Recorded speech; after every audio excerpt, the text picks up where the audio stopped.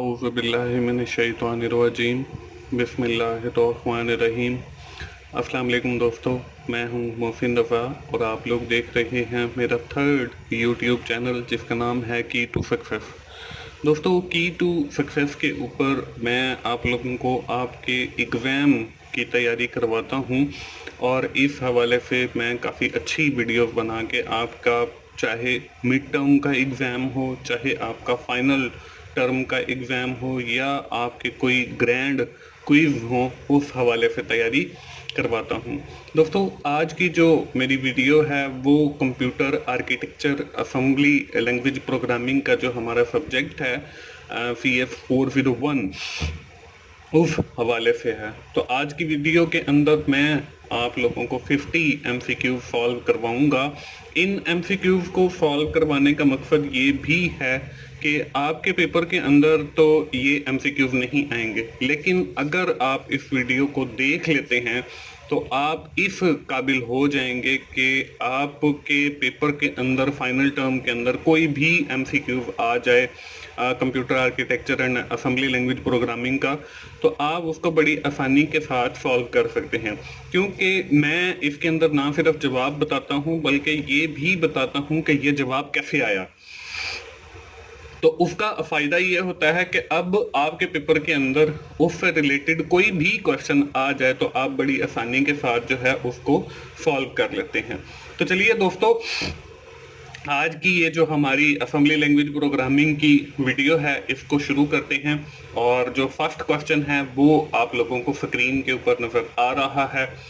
VESA VBE 2.0 is a standard for high resolution mode, low resolution mode, medium resolution mode, very high resolution mode। तो assembly language programming के अंदर जो हमारा VESA VBE 2.0 है, ये एक स्टैंडर्ड है हाई रेजोल्यूशन मोड के लिए। और VESA जो है वो एब्रीवेशन है वीडियो इलेक्ट्रॉनिक्स स्टैंडर्ड एसोसिएशन। और इसी तरह इसके अंदर जो एक वर्ड यूज हुआ है VBE, तो इसका मतलब है वीडियो बायोस एक्सटेंशन। अब video electronics standard association define mode is 4117 which is 1024 multiply by 768। ये रेवोल्यूशन आपने तकरीबन हर मतलब आपकी जो LCD है उसके अंदर मौजूद है। Mode with the 16 bit colour and a linear frame buffer. और इसमें आपके 16 बिट के कलर होते हैं और इसमें आपका लीनियर फ्रेम बफर होता है। The 16 colour bit for every pixel are organised in 565 format with 5 bits of red, 6 bits of green and 5 bits for blue. This makes 32 shades। इनसे 32 शेड्स बनते हैं of red and blue and 64 shades for green।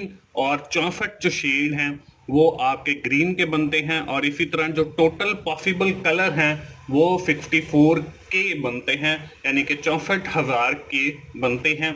ये कुछ information थी video electronic standard association के हवाले से। अब देखें, अब यहाँ पे हमारा जो जवाब है वो हाई रेजोल्यूशन मोड है।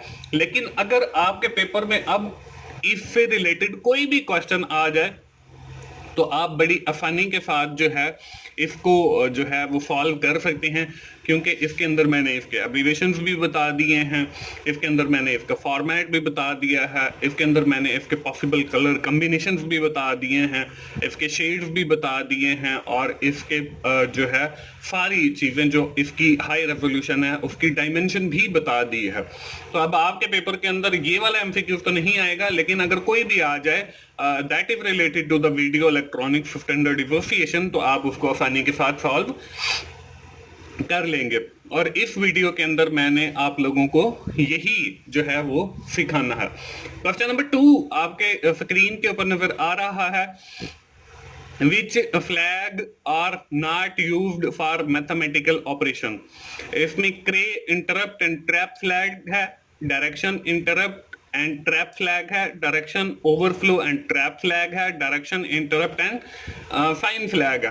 तो हमारे पास जो मैथमेटिकल ऑपरेशंस हैं उनके अंदर भी फ्लैग यूज किए जाते हैं। तो इसमें the three flags not use for mathematical operation, तीन फ्लैग जो हैं ऐसे फ्लैग रजिस्टर हैं जिनके अंदर मैथमेटिकल ऑपरेशन परफॉर्म नहीं किए जाते। These are direction flag, interrupt flag and the trap flag. तो ये वाली जो ऑप्शन है ये हमारी बी ऑप्शन पे मौजूद है। तो बी ऑप्शन जो है वो हमारे इस सवाल का बिल्कुल ठीक जवाब है। इसके बाद क्वेश्चन नंबर 3 है, when two devices in the system want to use same IRQ line, then what will happen? An IRQ collision, an IRQ crash, an IRQ conflict, an IRQ blockage। कि जब दो डिवाइसेस जो हैं वो same IRQ use कर रही हूं तो क्या होता है। हार्डवेयर इंटरप्ट IRQ है, and IRQ conflict mean that two devices in the system want to use the same IRQ। कि जब दो डिवाइसेस जो हैं वो same IRQ interrupt request use कर रही हो, मतलब एक ही डिवाइस को एक्सेस करने की कोशिश कर रही हूं, तो उस वक्त हमारे पास जो है इंटरप्ट रिक्वेस्ट उसके दरमियान जो है वो कंफ्लिक्ट आ जाता है। और उसके बाद हमारे पास लिखा हुआ है each IRQ is mapped on the specific interrupt in the system. हर जो IRQ है वो एक स्पेसिफिक इंटरप्ट के ऊपर मतलब काम करता है। इसी तरह हमारे पास डिफरेंट IRQs हैं, उसमें 0 से लेके आई थिंक 7 तक हैं। तो मैं आपको बता देता हूं कि कौन सा जो IRQ है वो किस काम के लिए यूज होता है। अगर दो IRQ वो सेम डिवाइस को एक्सेस करेंगे तो फिर हमारे पास IRQ कंफ्लिक्ट आएगा। अब यहाँ पे देखें IRQ जो 0 है वो टाइमर डिवाइस के लिए है। इसी तरह IRQ1 जो है वो हमारे पास कीबोर्ड डिवाइस के लिए है। इसी तरह अगर IRQ2 जो है वो कैस्केडिंग के लिए है। इसी तरह IRQ3 जो है वो हमारे पास सीरियल पोर्ट COM2 के लिए है। इसी तरह IRQ4 जो है वो हमारे पास सीरियल पोर्ट COM1 के लिए है। इसी तरह IRQ5 जो है वो साउंड कार्ड के लिए है। इसी तरह IRQ6 जो है वो हमारे पास फ्लॉपी डिस्क ड्राइव के लिए है। इसी तरह IRQ7 जो है वो हमारे पास पैरेलल पोर्ट के लिए है। तो ये टोटल 0 से लेकर 7 तक जो है वो 8 बन जाते हैं।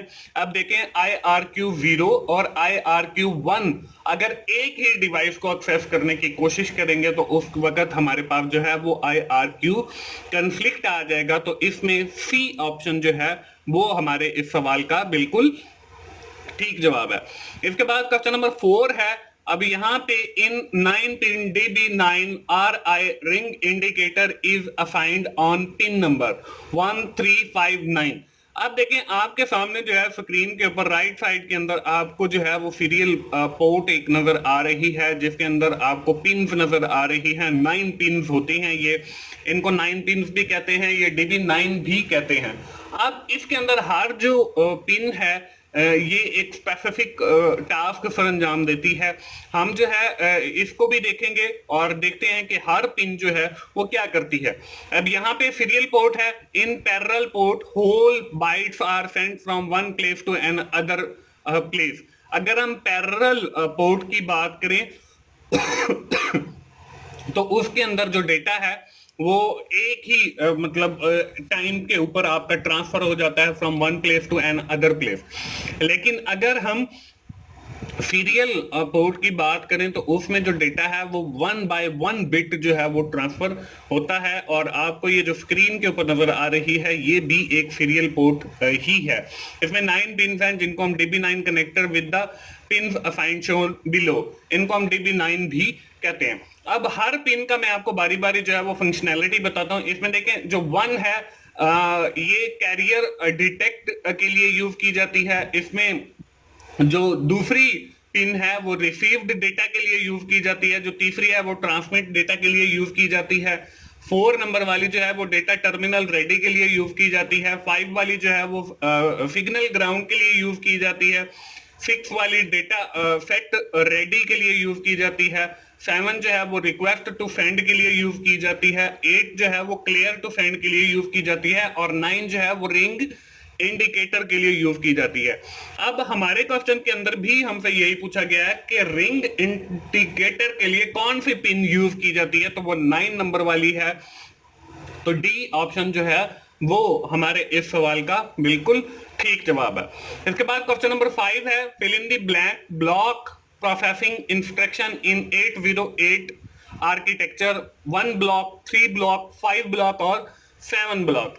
अब हमारे पास डिफरेंट ब्लॉक्स हैं यहाँ पे, दे आर कॉल्ड फिटरिंग ब्लॉक। इसके अंदर हमारे पास जो है वो 5 ब्लॉक होते हैं जब हम 808 आर्किटेक्चर पढ़ रहे हो। तो हमारे पास वो 5 ब्लॉक कौन से हैं, तो इसमें पहला जो है वो FTOS का है, और दूसरा जो है LODS का है, तीसरा जो है CMPS का है, चौथा जो है वो SCAS का है, और पांचवा जो है वो MOV का है। तो जो FTOS है वो स्टोर फिटरिंग के लिए है, और इसमें ALAX रजिस्टर से हम EFDI रजिस्टर के अंदर मूव करते हैं। इसी तरह लोड्स का जो है वो लोड फिटरिंग के लिए है, और ये जो है DFSI से ALAX पे लोड करता है। इसी तरह आपके पास जो CMPF का है वो कंपेयरिंग फिटिंग के लिए है, वो DFRSI to EFDI के ऊपर लोड करता है। इसी तरह जो आपका चौथा है ब्लॉक FCAS का, वो स्कैन स्ट्रिंग का है, वो भी आपका सेम जो कंपैरिजन स्ट्रिंग के लिए ब्लॉक यूज होता है वो सेम वही रजिस्टर यूज करता है। और आखिरी जो मूव वाला है, मूव फिटरिंग वाला, वो भी DFSI से EFDI पे जाता है। तो ये आपकी मूव फिटरिंग के लिए। तो हमारे पास जो है वो 5 ब्लॉक हैं फिटरिंग प्रोसेसिंग के लिए। तो सी ऑप्शन जो है वो हमारे इस सवाल का बिल्कुल ठीक जवाब है। इसके बाद क्वेश्चन नंबर 6 है, BIOS feeds the disk as fill in the blank storage, local logical storage है, RAW पेज है, in the form of sector only, in the form of tracks only। अब हमारे पास जो फिजिकल फॉर्मेशन है जिसके अंदर हम BIOS को देखते हैं, BIOS feeds the disk as the combination of sector, कि ये सेक्टर की सूरत में होता है, ट्रैक्स की सूरत में होता है, and had are raw storage device without concerning whether if reading a file are directly. उससे ये फर्क नहीं पड़ता कि वो कोई फाइल को रीड कर रहा है या किसी डायरेक्टरी को रीड कर रहा है। तो इसी तरह हमारे पास जो बायोस है वो feed the disk as the raw storage page, वो उसको एज अ रॉ स्टोरेज लेता है। तो बी ऑप्शन जो है वो हमारे इस सवाल का बिल्कुल ठीक जवाब है। इसके बाद क्वेश्चन नंबर 7 है, a 32-bit address register can access up to fill in the blank of memory, so memory access have increased a lot। 8 GB है, 6 GB है, 4 GB है और 2 GB है। तो हमारे पास जो है जब हम बात करते हैं 386 आर्किटेक्चर की, तो all register in 38 architecture have extended to 32 bit. ये 32 बिट के होते हैं। The new name are EAX, EBX, मतलब हर जो रजिस्टर है हमारा AX, BX, CX, DX, SI, जितने भी हमारे रजिस्टर हैं उनके साथ ई का इजाफा हो जाता है। The original name refer to the lower 16 bit. अब हमारे पास जो AX है that is represent the 16 bit register, और जो साथ अगर हम ई मिला देते हैं तो E represent the 32 bit register, कि ये 32 बिट रजिस्टर है, और that can access up to 4 GB memory, और ये 4 GB मेमोरी तक जो है वो आपकी मेमोरी को एक्सेस कर सकता है। तो दोस्तों ये यहाँ पे हमारे पास सी ऑप्शन जो है वो हमारे इस सवाल का बिल्कुल ठीक जवाब है। दोस्तों मैं आपको बताता चलूं कि आपकी सहूलत के लिए मैंने टीचर्स ऑनलाइन के ऊपर असेंबली लैंग्वेज एंड प्रोग्रामिंग के कुछ लेक्चर्स रिकॉर्ड करके रखे हैं। उनके अंदर इन रजिस्टर्स की मुतालिक भी मैंने लेक्चर रिकॉर्ड किया है। तो आप टीचर्स ऑनलाइन पे जाएं और वहां पे असेंबली लैंग्वेज एंड प्रोग्रामिंग के जो मेरे लेक्चर्स अवेलेबल हैं आप उनसे भी जरूर फायदा उठाएं। उस चैनल के ऊपर मैंने सिर्फ लेक्चर्स ही रखे हैं, वहां पे आपके डिफरेंट और भी जो सब्जेक्ट हैं उनके भी लेक्चर अवेलेबल हैं, आप उनसे भी फायदा उठा सकते हैं। और ये असेंबली लैंग्वेज एंड प्रोग्रामिंग के भी कोई 10-11 लेक्चर अभी अवेलेबल हैं और इंशाल्लाह अगले सेमेस्टर के अंदर मैं और भी रिकॉर्ड करके वहां पे अपलोड कर दूंगा। इसके बाद हमारा क्वेश्चन नंबर 8 है, the number of pins in a parallel port connector are 20, 25, 30 and 35। अभी थोड़ी देर पहले जो है मैंने आपको एक सीरियल पोर्ट दिखाई थी, उस सीरियल पोर्ट के अंदर हमारी 9 पिंस थी। अब यहाँ पे जो बात की जा रही है वो पैरेलल पोर्ट की जा रही है और हमसे पूछा जा रहा है कि हमारी जो पैरेलल पोर्ट होती है उसके अंदर जो है कितने पोर्ट्स होती हैं, कनेक्टर्स होते हैं। Computer can control external hardware through the various external port like parallel port and serial port, and the new addition is the USB port and firewire। अब यहाँ पे हमारे पास जो पैरेलल पोर्ट है, parallel port connector is 25 pin, ये हमारे पास 25 pin connector है जिसको हम DB5 भी कहते हैं। जैसे हम सीरियल पोर्ट के अंदर हमारे पास 9 पिन थी तो हम उसको DB9 कह रहे थे, और यहाँ पे जो है हमारे पास 25 पिन हैं तो हम इनको DB25 कह रहे हैं। Different pin of the connector have different meaning. हर जो पिन है जिस तरह हमारी सीरियल पोर्ट के अंदर थी वो डिफरेंट ही फंक्शन परफॉर्म करती थी, इसी तरह हमारी जो पैरेलल पोर्ट है इसकी भी जो हर पिन है वो डिफरेंट फंक्शन ही परफॉर्म करती है। अब यहाँ पे जो है pin 2 to 9 take data from processor to the device, कि हमारी जो पिन 2 से पिन 9 तक है वो डेटा को प्रोसेसर से लेती हैं। इसी तरह पिन 10 जो है वो यूज की जाती है ACK के लिए, normally used by the printer acknowledgement के लिए यूज की जाती है। इसी तरह हमारे पास जो पिन 18 से 25 तक है are ground and must connected with the external circuit ground, ये हमारे एक्सटर्नल सर्किट ग्राउंड के साथ कनेक्ट करने के लिए यूज की जाती है। तो इस तरह डिफरेंट, मतलब हर पिन की अपनी अपनी फंक्शनैलिटी है। तो हमारे पास पैरेलल पोर्ट कनेक्टर के अंदर जो पिन हैं वो 25 हैं, तो बी ऑप्शन जो है वो हमारे इस सवाल का बिल्कुल ठीक जवाब है। इसके बाद क्वेश्चन नंबर 9 है, in programmable interrupt control which of the following port is used for selectively enable और डिसेबलिंग इंटरप्ट। 19 है, 20 है, 21 है और 22 है। अब यहाँ पे हमारे पास PIC पोर्ट्स हैं। पहले देखें हमने सीरियल पोर्ट पढ़ी, इसके बाद मैंने आपको पैरेलल पोर्ट के बारे में बताया। अब यहाँ पे PIC पोर्ट्स आ गए, program interruptible interrupt controller have 2 ports 21 और 20। यहाँ पे हमारे पास सिर्फ 2 पोर्ट्स होती हैं 20 एंड 21।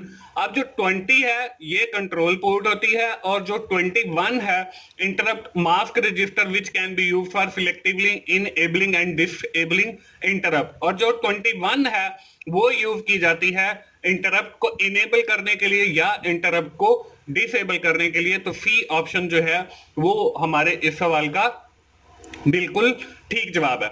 इसके बाद क्वेश्चन नंबर 10 है, the source register in out is fill in the blank, AL और AX, BL और BX, CL और CX, DL और DX। अब हमारे पास इन और आउट 2 किस्म के इंस्ट्रक्शन हैं। यहाँ पे जो है the source register of out instruction is in AL और AX depending on which form is used. Port number is specified device for fixed by the IBM standard. For example 20 and 21 जो है वो PIC ports के लिए हैं, 60 to 64 जो है वो कीबोर्ड के लिए हैं और 378 फॉर पैरेलल पोर्ट है। तो हमारे पास जो आउट की डेस्टिनेशन रजिस्टर है वो हमारे पास जो है AL और AX है। तो ए ऑप्शन जो है वो हमारे इस सवाल का बिल्कुल ठीक जवाब है। इसके बाद क्वेश्चन नंबर 11 है, ये हमारा वही मतलब थोड़ी देर पहले मैंने आपको बताया था VESA स्टैंड फॉर, ये हमारा वीडियो इलेक्ट्रिसिटी स्टैंडर्ड एसोसिएशन है, वीडियो इलेक्ट्रॉनिक्स स्टैंडर्ड एसोसिएशन है, बोथ A एंड B है और ऑल ऑफ दी अबव है। तो यहाँ पे हमारे पास VESA जो है वो वीडियो इलेक्ट्रॉनिक स्टैंडर्ड एसोसिएशन है। तो बी ऑप्शन जो है वो हमारे इस सवाल का बिल्कुल ठीक जवाब है। इसके बाद क्वेश्चन नंबर 12 है, IRQ1 इज यूज्ड फॉर, कि IRQ1 जो है वो किस लिए यूज होता है? टाइमर के लिए होता है, आपका साउंड कार्ड के लिए होता है, आपका कीबोर्ड के लिए होता है या पैरेलल पोर्ट के लिए होता है। तो IRQ1 ये हमने जो इंटरप्ट हैं, इंटरप्ट रिक्वेस्ट, ये हमने पहले भी पढ़ी हैं। तो ये यहाँ पे IRQ1 जो है वो हमारा कीबोर्ड के लिए यूज होता है। तो सी ऑप्शन जो है वो हमारे इस सवाल का बिल्कुल ठीक जवाब है। इसके बाद क्वेश्चन नंबर 13 है, ये वही हमारा सीरियल पोर्ट से रिलेटेड क्वेश्चन है। इन 19 dB 9 signal ground is assigned on pin number 1359 कि हमारे जो सिग्नल ग्राउंड है वो कौन सी पिन पे होते हैं, तो वो यहाँ पे देखें 5 नंबर जो पिन है उसके ऊपर होते हैं। तो सी ऑप्शन जो है वो हमारे इस सवाल का बिल्कुल ठीक जवाब है। उसके बाद क्वेश्चन नंबर 14 है, ये भी पैरेलल पोर्ट से रिलेटेड है। Which of the following pin is used for acknowledgement for printer in parallel port, कि कौन सी पिन जो है वो यूज की जाती है एक्नॉलेजमेंट के लिए। इसमें 2 है, 10 है, 18 है और 25 है। हमने पैरेलल पोर्ट के बारे में पहले भी पढ़ा है और उसमें मैंने आपको बताया था कि हमारी जो पिन नंबर 10 है दैट इज यूज्ड फॉर एसीके, यानी कि एक्नॉलेजमेंट पिन है ये, और ये प्रिंटर की एक्नॉलेजमेंट के लिए यूज की जाती है कि डेटा उसने रिसीव किया है या नहीं किया है। तो बी ऑप्शन जो है 10 वो हमारे इस सवाल का बिल्कुल ठीक जवाब है। इसके बाद क्वेश्चन नंबर 15 है, in and out instruction which port is reserve for keyboard, के इन एंड आउट इंस्ट्रक्शन के अंदर हमारी कौन सी जो पोर्ट है वो इन और आउट इंस्ट्रक्शन के लिए रिजर्व है। इसमें 1 to 19 है, 20 to 21 है और इसमें 60 to 64 है और नन ऑफ दी अबव है। तो हमने इन एंड आउट इंस्ट्रक्शन पहले भी पढ़ी है और जिसमें मैंने आपको बताया था कि हमारी पोर्ट नंबर 60 से लेकर जो 64 हैं वो इन और आउट इंस्ट्रक्शन के लिए यानी कि कीबोर्ड के लिए यूज की जाती हैं। तो सी ऑप्शन जो है वो हमारे इस सवाल का बिल्कुल ठीक जवाब है। इसके बाद क्वेश्चन नंबर 16 है, fill in the blank, transfer the word at the current top of the stack point by fp stack pointer to the destination operand and then increment fp by 2 point to the new top of stack। इसमें push है, pop है, call है और all of the above है। तो दोस्तों ये जो क्वेश्चन है ये हमारा स्टैक से रिलेटेड है। इसमें जो नॉर्मली हमारी चीजें होती हैं स्टैक के ऊपर, वो या तो हम किसी चीज को पुश कर रहे होते हैं यानी कि रख रहे होते हैं, या फिर हम पॉप कर रहे होते हैं, या फिर हम कॉल कर रहे होते हैं। तो पुश, पॉप और कॉल के बारे में आपको डिटेल से मैं बता देता हूं। Push decrement fp by the stack pointer by 2 and then transfer the word from the source operand to the top of the stack now pointed by the fp।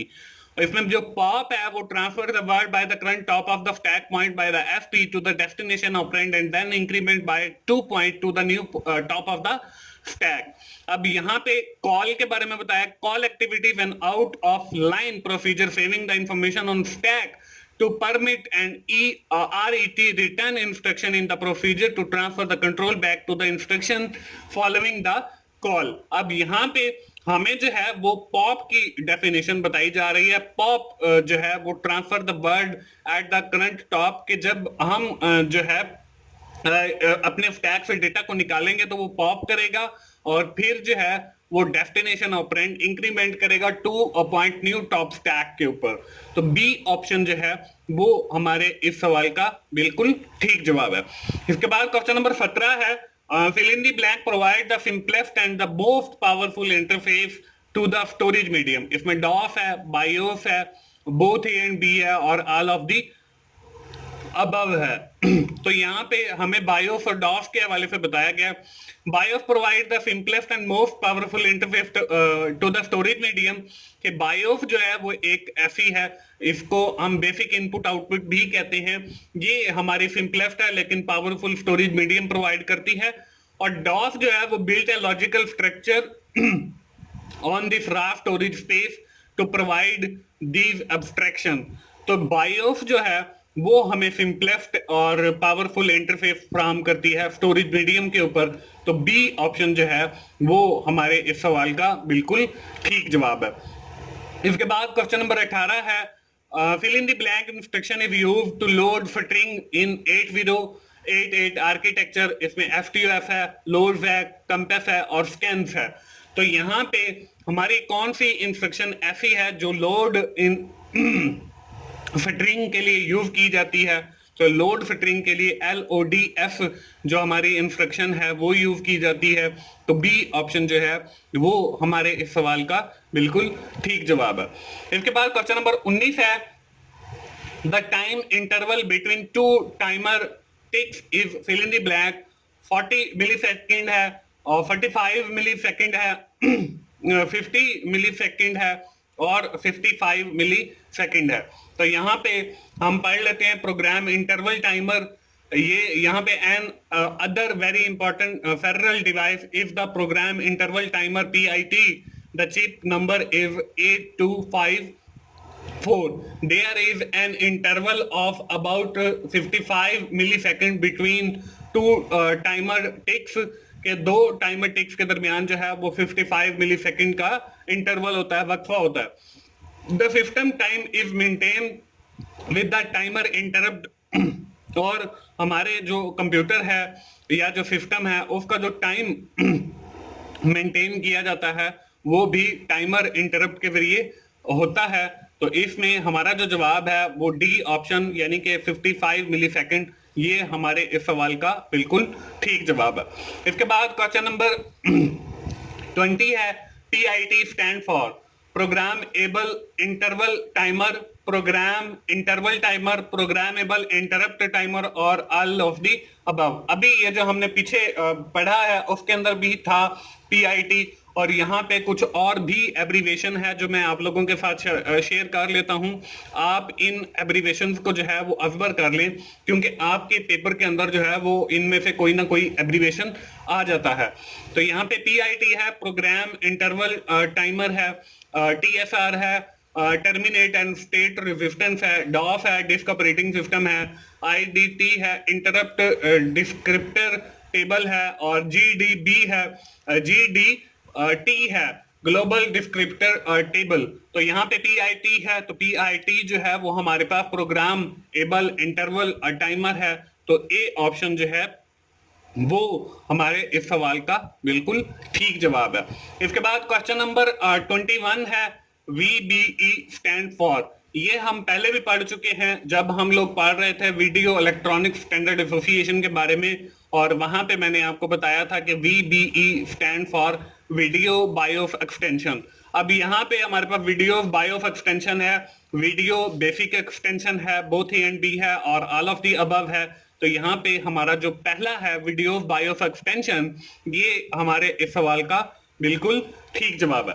इसके बाद हमारा क्वेश्चन नंबर 22 है, ये वही हमारा IRQ यानी कि interrupt request के हवाले से है। IRQ7 is used for fill in the blank. Timer के लिए यूज करते हैं, साउंड कार्ड के लिए यूज करते हैं, कीबोर्ड के लिए यूज करते हैं, पैरेलल पोर्ट के लिए यूज करते हैं। तो जो IRQ7 है वो हम यूज करते हैं पैरेलल पोर्ट के लिए।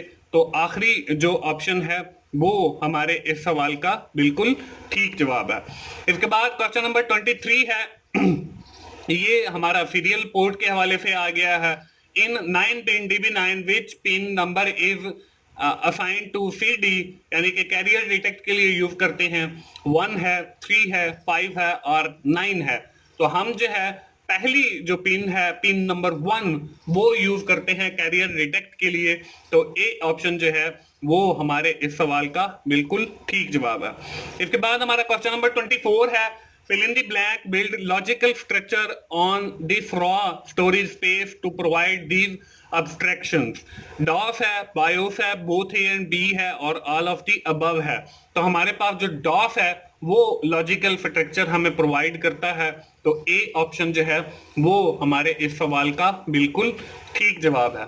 इसके बाद क्वेश्चन नंबर 25 है, ये वही हमारी जो फिल्टरिंग प्रोसेसिंग के ब्लॉक्स हैं उनमें से है।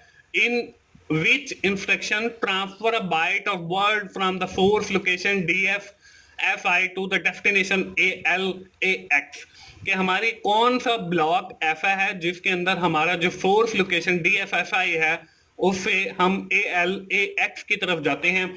तो वो कौन सी हमारी इंस्ट्रक्शन ब्लॉक है? तो वो हमारी जो है LODF लोड्स ब्लॉक है। तो LODF जो है वो बी ऑप्शन पे मौजूद है। तो बी ऑप्शन जो है वो हमारे इस सवाल का बिल्कुल ठीक जवाब है। दोस्तों, मैं आपको बताता चलूं कि मेरा एक और YouTube चैनल भी है जिसका नाम 24/7 टीचर्स ऑनलाइन है। उसका जो URL है वो आपको इस वीडियो के डिस्क्रिप्शन में मिल जाएगा। उस चैनल को बनाने का मकसद ये है कि आप लोगों के जो मुश्किल सब्जेक्ट हैं उस हवाले से मैंने अपनी वीडियोस रिकॉर्ड करके वहां पे रखी हैं, ताकि आपको उन सब्जेक्ट को पढ़ने में आसानी हो। और ऑलमोस्ट कोई 15 के करीब सब्जेक्ट हैं जो मैंने सेलेक्ट किए हुए हैं, और उनके ऊपर जो लेक्चर है वो मैं रिकॉर्ड कर रहा हूं। उसमें आपका ये असेंबली लैंग्वेज एंड प्रोग्रामिंग का सब्जेक्ट भी शामिल है। इसके भी मैंने कुछ लेक्चर जो है वो वहां पे रिकॉर्ड करके रखे हैं। आप उन लेक्चर से जरूर फायदा उठाएं, और इस वीडियो की डिस्क्रिप्शन के अंदर जो इसका चैनल का URL दिया गया उस पर जाएं और उसको भी आप सब्सक्राइब करते हुए मुझे सपोर्ट करें। दोस्तों, इसके बाद हमारा जो नेक्स्ट क्वेश्चन है वो क्वेश्चन नंबर 26 है। The system time is maintain with the fill in the blank interrupt. Time interrupt है, क्लॉक इंटरप्ट है, टाइमर इंटरप्ट है और ऑल ऑफ द अबव है। ये हम पहले भी पढ़ चुके हैं कि हमारा जो सिस्टम का टाइम है वो हमारे टाइमर इंटरप्ट से जो है वो मेंटेन किया जाता है। तो सी ऑप्शन जो है वो हमारे इस सवाल का बिल्कुल ठीक जवाब है। इसके बाद क्वेश्चन नंबर 27 है। TFR stand for fill in the blank. इसमें हमारे पास टर्मिनेट स्टेट रेजिस्टेंस है, टर्मिनेट एंड स्टेट रेजिस्टेंस है, टर्मिनेशन एंड स्टेट रेजिस्टेंट है और ऑल ऑफ द अबव है। तो ये जो अभी थोड़ी देर पहले मैंने आप लोगों के साथ एब्रीविएशन शेयर किए थे, ये TFR भी जो है वो उन्हीं में से एक है। और TFR जो है वो हमारा टर्मिनेट एंड स्टेट रेजिस्टेंट है। तो ए ऑप्शन जो है वो हमारे इस सवाल का बिल्कुल ठीक जवाब है। तो आप इन एब्रीविएशन को जो है वो याद कर लें, ताकि आपके पेपर में कोई भी आए तो आप आसानी के साथ ये एक नंबर तो जो है वो गारंटीड ले सकें। इसके बाद आपका क्वेश्चन नंबर 28 है। The physical address of IDT interrupt disruptor table is store in fill in the blank. GDTR, IDTR, IVT और IDTT। अब हमारा जो इंटरप्ट हैंडलिंग है उसमें दो चीजें हैं। IDT है, इंटरप्ट डिस्ट्रक्टर टेबल है located at the physical address store in IDTR के। इसका जो फिजिकल एड्रेस है वो IDTR के अंदर स्टोर होता है। और स्पेशल पर्पज रजिस्टर, ये हमारा स्पेशल पर्पज रजिस्टर है। अब इस रजिस्टर की भी खासियत है, वो क्या है? The IDTR is also 48 bit register. वैसे हमारे रजिस्टर जो हैं वो 16 बिट के होते हैं, अगर उनके साथ ई लगा दें तो वो 32 बिट के हो जाते हैं। लेकिन ये जो रजिस्टर है IDTR, ये हमारा 48 बिट रजिस्टर है, similar in the structure to GDTR and loaded with another special instruction LGDT। तो ये हमारे जो तीनों रजिस्टर हैं IDTR, GDTR और LGDT, ये हमारे 48 बिट रजिस्टर होते हैं। और इसमें जो हमारा फिजिकल एड्रेस स्टोर होता है वो IDTR के अंदर होता है। तो बी ऑप्शन जो है वो हमारे इस सवाल का बिल्कुल ठीक जवाब है। उसके बाद क्वेश्चन नंबर 29 है। MS-DOS uses fill in the blank display mode. Console based mode है, ग्राफिक बेस्ड मोड है, न्यूमेरिक बेस्ड मोड है और करेक्टर बेस्ड मोड है।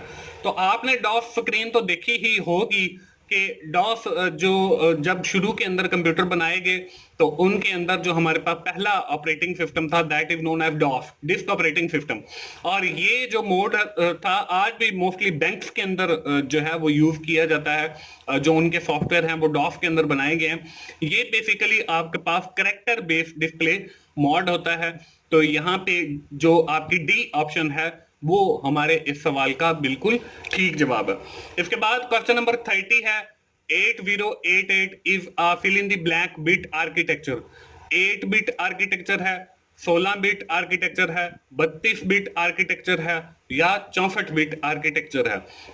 तो हमारा जो 8088 आर्किटेक्चर है वो हमारा 16 बिट आर्किटेक्चर है। It perform 4 basic operations are and or XOR and not. ये हमारे 4 जो बेसिक ऑपरेशन हैं इनको परफॉर्म करता है। तो 16 बिट जो है बी ऑप्शन वो हमारे इस सवाल का बिल्कुल ठीक जवाब है।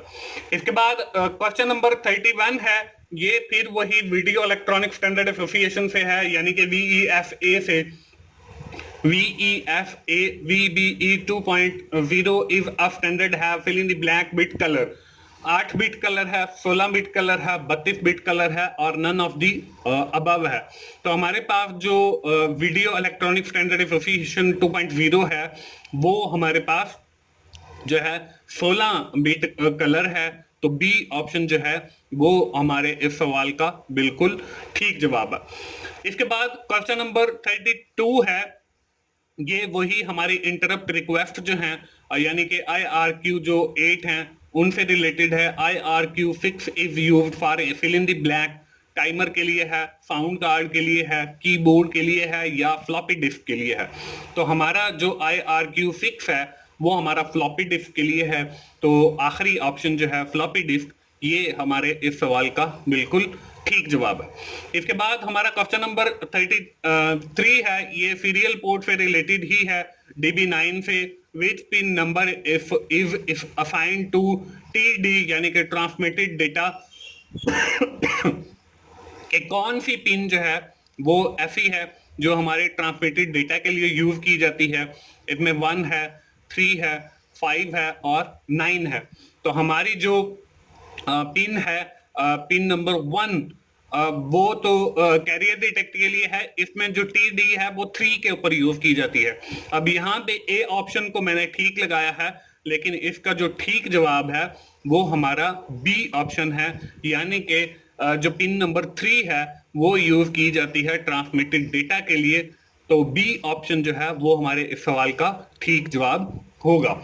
इसके बाद क्वेश्चन नंबर 34 है, BIOS fees the disk as fill in the blank factor track head और ऑल ऑफ द अबव। इस तरह का एक पहले भी क्वेश्चन आया कि BIOS fees the hard disk as storage raw storage device. तो अब यहाँ पे उसके साथ जो है उसको हम जो है वो जो रा स्टोरेज होती है वो किन चीजों से बनती है, वो फैक्टर से बनती है, ट्रैक या हेड। तो ये सारी जो चीजें हैं, bio fees the disc the combination of factor track and head.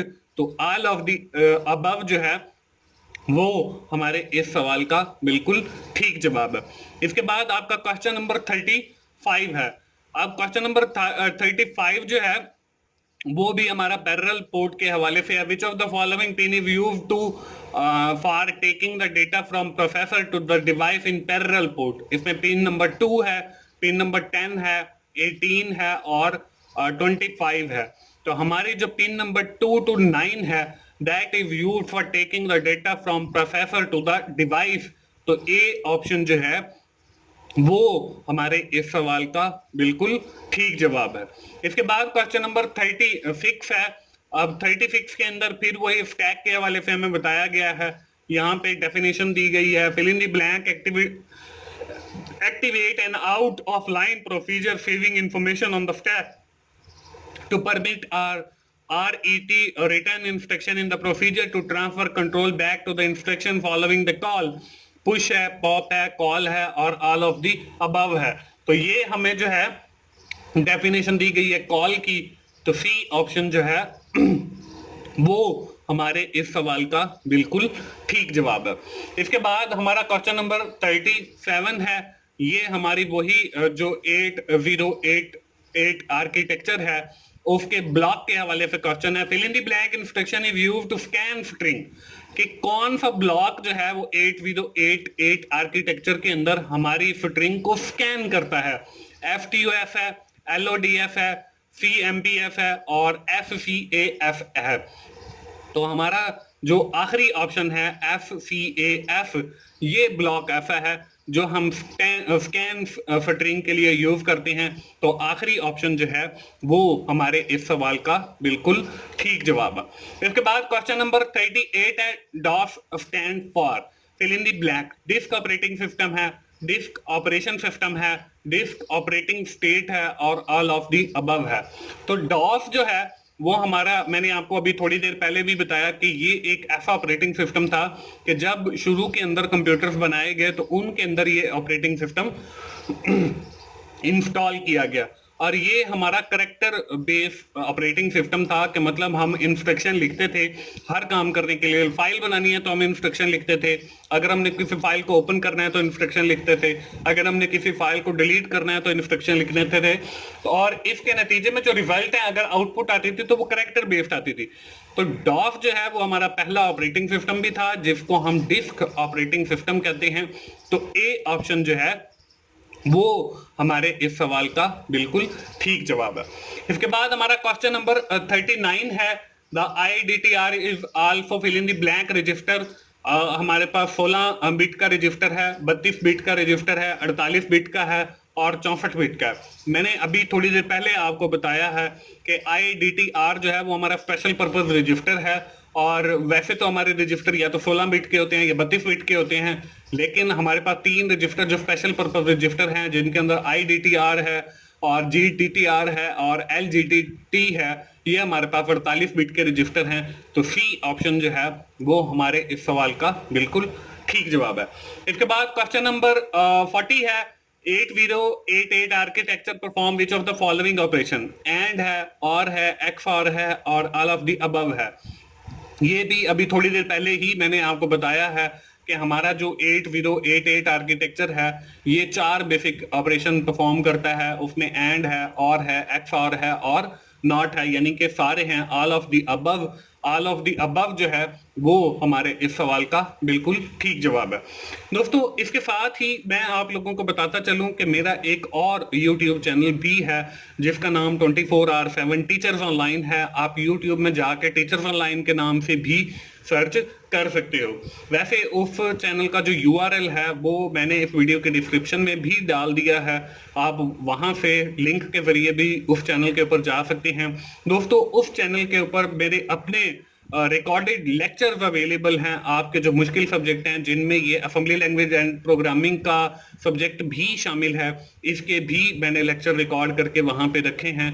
तो आप लोगों से गुजारिश है कि आप लोग उस चैनल के ऊपर जाएं, टीचर्स ऑनलाइन के ऊपर, और वहां पे जो लेक्चर्स अवेलेबल हैं आप उनसे भी फायदा उठाएं और मेरे उस चैनल को सब्सक्राइब करते हुए मुझे सपोर्ट भी करें, ताकि मैं और इसी तरह वीडियोस रिकॉर्ड करता रहूं और आप लोगों को फायदा होता रहे। और दोस्तों मेरी तमाम दोस्तों से ये भी गुजारिश है कि जैसे ये इतनी मेहनत करके मैं वीडियो बनाता हूं, आप लोगों को वीडियो देखकर ही आइडिया हो जाएगा कि कितनी एफर्ट मैं करता हूं और एक वीडियो बनाता हूं। तो आप भी पूरी एफर्ट के साथ एटलीस्ट एक बार तो उसको शुरू से लेकर आखिर तक देख लिया करें, ताकि जितनी मेहनत के साथ मैं आप लोगों के लिए वीडियो बनाता हूं, इसी तरह आप लोग भी थोड़ी सी एफर्ट करके उस वीडियो को देख लिया करें, ताकि मुझे भी आप लोगों से कोई फायदा हासिल हो, जैसे जितनी मेहनत करके मैं आप लोगों के लिए वीडियो बनाता हूं। बढ़ते हैं जी हम अपने नेक्स्ट क्वेश्चन 41 की तरफ। इसमें GDT stand for fill in the blank. Global destructor table है, ग्लोबल डिस्क्रिप्शन टेबल है, ग्लोबल डिस्ट्रक्टर टाइमर है और ऑल ऑफ दी अबव है। तो ये एब्रिवेशन मैंने आप लोगों को बताए थे कि आप याद कर लें। तो इसमें ग्लोबल डिस्ट्रक्टर टेबल जो है, ए ऑप्शन वो हमारे इस सवाल का बिल्कुल ठीक जवाब है। इसके बाद क्वेश्चन नंबर 42 है, ये वही हमारी इंटरप्ट रिक्वेस्ट से है, यानी कि IRQ से। IRQ5 is used for fill in the blank. Timer है, साउंड कार्ड है, कीबोर्ड है या फ्लॉपी डिस्क है। तो हमारा जो IRQ5 है that is used for the sound card. तो बी ऑप्शन जो है वो हमारे इस सवाल का बिल्कुल ठीक जवाब है। इसके बाद क्वेश्चन नंबर 43 है, ये हमारा DB9 यानी कि सीरियल पोर्ट से रिलेटेड है। In pin DB9 which pin number is assigned to CTF request to send. इसमें 1 है, 3 है, 5 है और 7 है। तो इसमें हमारी जो रिक्वेस्ट टू सेंड है वो 7 के ऊपर है। तो पिन नंबर जो 7 है यानी कि आखिरी ऑप्शन डी ऑप्शन वो हमारे इस सवाल का बिल्कुल ठीक जवाब है। इसके बाद क्वेश्चन नंबर 44 है, which of the following pin is used for connect external circuit ground in parallel port. कि कौन सी पिन यूज की जाती है कनेक्ट करने के लिए एक्सटर्नल सर्किट ग्राउंड के ऊपर। इसमें 2 है, 10 है, 18 है और 25 है। तो यहाँ पे हमारे पास जो पिन नंबर 18 है, 18 से 25 तक वो यूज की जाती है to connect the external circuit ground on parallel port. तो सी ऑप्शन जो है वो हमारे इस सवाल का बिल्कुल ठीक जवाब है। इसके बाद क्वेश्चन नंबर 45 है, ये हमारा पीआईसी पोर्ट से रिलेटेड है, यानी कि प्रोग्रामेबल इंटरप्ट कंट्रोलर के हवाले से। इसके अंदर हमने दो पोर्ट्स पढ़ी थी, 20 और 21। क्वेश्चन पढ़ लेते हैं। In programmable interrupt controller which of the following port is used for controlling port? 19 है, 20 है, 21 है और 22 है। तो हमारे पास जो पोर्ट नंबर 20 है ये यूज की जाती है for controlling the port in PIC ports. तो बी ऑप्शन जो है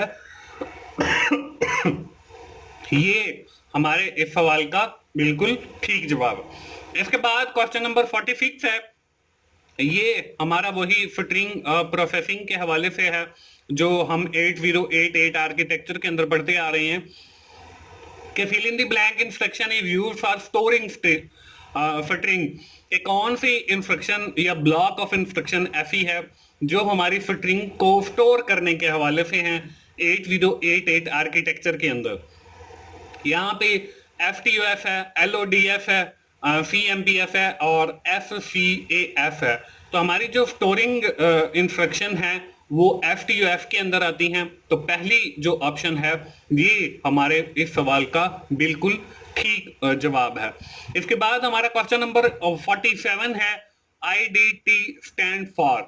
ये वही एब्रीवेशन है जो मैंने आपको शुरू में बताया था कि आप लोग जो हैं याद कर लें, क्योंकि आपके पेपर के अंदर जो है इनमें से कोई ना कोई एब्रीवेशन जरूर आ जाता है।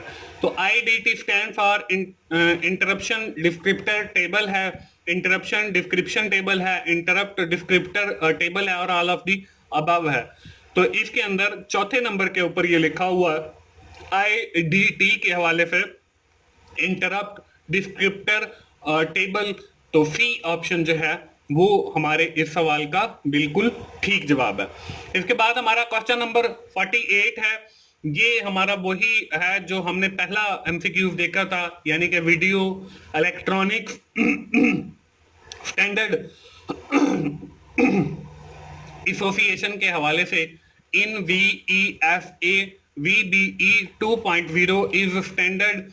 Every pixel are organized in fill in the blank format, 555 format, 655 format, 565 format और 666 फॉर्मेट। तो हमारा जो वीडियो इलेक्ट्रॉनिक स्टैंडर्ड एसोसिएशन का फॉर्मेट है वो हमारा 565 फॉर्मेट है, यानी कि हमारे पास 5 बिट जो हैं वो रेड की होंगी और 6 बिट जो हैं वो ग्रीन की होंगी और 5 बिट जो हैं वो ब्लू की होंगी। तो सी ऑप्शन जो है वो हमारे इस सवाल का बिल्कुल ठीक जवाब है, जिसके ऊपर 565 जो है वो जवाब दिया गया। इसके बाद हमारा सेकंड लास्ट क्वेश्चन है, in graphic mode a location in video memory correspondent to an the on the screen। Line है, डॉट है, सर्कल है और रेक्टेंगुलर है कि हमारी जो वीडियो मेमोरी कॉरस्पॉन्डेंस है स्क्रीन के साथ वो लाइन की सूरत में होती है, वो डॉट की सूरत में होती है, वो सर्कल की सूरत में होती है या वो फिर रेक्टेंगुलर की सूरत में होती है। तो जब हम असेंबली लैंग्वेज एंड प्रोग्रामिंग पढ़ रहे हैं तो हमारी जो ग्राफिक मोड है या वीडियो मेमोरी है ग्राफिक, वो हमारी डॉट की सूरत के अंदर जो है वो स्क्रीन के साथ कॉरेस्पॉन्डेंस करती है। तो इसमें in graphic mode a location in video memory correspondence to on the screen in shape of dot, के मतलब मुख्तलिफ डॉट मिला के फिर एक वर्ड बनाया जाता है वीडियो मेमोरी के अंदर, असेंबली लैंग्वेज के अंदर। तो डॉट जो है वो हमारा ठीक जवाब है। तो बी ऑप्शन के ऊपर डॉट मौजूद है, तो बी ऑप्शन जो है वो हमारे इस सेकंड लास्ट क्वेश्चन का बिल्कुल ठीक जवाब है। इसके बाद हमारा आखिरी क्वेश्चन है question number 50, creation of threads can be fill in the blank, dynamic, static, easy और डिफिकल्ट। तो यहाँ पे हमारे पास थ्रेड के हवाले से क्वेश्चन है, creation of threads can B dynamic, कि हमारी जो क्रिएशन ऑफ थ्रेड्स हैं ये डायनामिक होती हैं। तो इसमें ए ऑप्शन जो है वो हमारे इस सवाल का बिल्कुल ठीक जवाब है। तो दोस्तों ये थी हमारी आज की video assembly language and programming के हवाले से। इंशाल्लाह ये वीडियो आपको फाइनल टर्म की तैयारी के हवाले से काफी हेल्पफुल होगी। अगर आप ये वीडियो कंप्लीट देख लेते हैं शुरू से लेकर आखिर तक, और इसके अंदर जो 50 MCQs हैं जो मैंने आपको सॉल्व करना सिखाए हैं, आप उनकी लॉजिक को समझ लेते हैं कि मैंने कैसे सॉल्व करवाए हैं, तो इंशाल्लाह आप अपना जो पेपर है असेंबली लैंग्वेज एंड प्रोग्रामिंग का वो बहुत अच्छे तरीके से अटेम्प्ट कर सकते हो। दोस्तों आखिर में मैं फिर आप लोगों से यही गुजारिश करूंगा कि आप मेरे जो तीनों YouTube चैनल हैं, जिसमें virtual student support services YouTube channel है जिसके ऊपर आपकी असाइनमेंट से रिलेटेड, आपके GDB से रिलेटेड, आपकी क्विज से रिलेटेड मैं आपको गाइडलाइन फराहम करता हूं। इसके बाद जो मेरा जो दूसरा चैनल है वो टीचर्स ऑनलाइन है, जिसके ऊपर आपकी रहनुमाई के लिए आपके जो मुश्किल सब्जेक्ट हैं उनके लेक्चर्स रिकॉर्ड करके मैंने वहां पे रखे हैं। इसी तरह ये जो तीसरा मेरा चैनल है जो आप देख रहे हैं की टू सक्सेस, इस पे मैं आप लोगों के एग्जाम की तैयारी करवाता हूं। आप इन तीनों चैनल्स को सब्सक्राइब करें, ना सिर्फ सब्सक्राइब करें बल्कि बेल के आइकन पर भी क्लिक करें, ताकि जब भी मेरी कोई नई वीडियो आए तो वो आप लोगों तक पहुंच सके और आप उससे सीख सकें। दोस्तों मोहसिन भाई को इजाजत दीजिए, मिलते हैं अगली किसी वीडियो के साथ। उस वक्त तक के लिए अल्लाह हाफिज।